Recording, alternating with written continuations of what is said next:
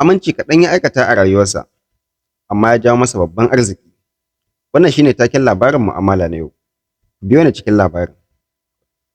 Wata unguwa an yi wani matashi mai suna Sani. Sani ya kasance yana da ɗan ƙaramin shago da yake sayar da kayan kanti. Mutane da yawa suna son sayayya a wajen Sani saboda kyakkyawan mu'amalarsa. Katsan wata rana sai gashi wata tsohuwa ta zo sayayya. Bayan ta kammala sayayya ta tafi, sai wani abokin Sani da yake tsaye ya ce, kai, wannan fa tsohuwar ta manta kuɗinta. Nan take Sani ya ce, ai ko lalle sai an bi ta da shi. Abokin nan nasa ya ce, amma kai banza ne, a wannan yanayin da ake ciki, a ce za ka wani bita da shi? Sani ya ce masa, haba abokina, me za mu yi da abin da ba namu ba? Nan take Sani ya karɓi wannan kuɗi, ya kulle shagon, ya bi wannan tsohuwa. Ta yi nisan gaske kafin ya cin mata. Ko da ya gaske da ya ce, baba, kin manta kuɗinki a shagona. Tsohuwa ta yi murna, ta yi farin ciki, ta ce, yaro, kai sani cewa ba ina wannan murnan ba ne saboda yawan kuɗin da ka kawo min. Ina yi ne saboda amincin da na gani a tattare da kai.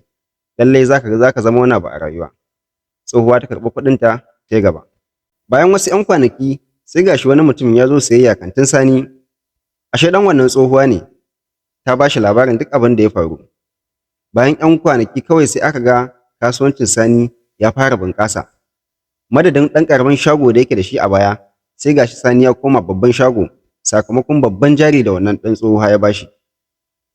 Darasin anan shine, masu kallona da saurare na, amana ba ta rage mutum, sannan kuma ba ta hana ci gaba.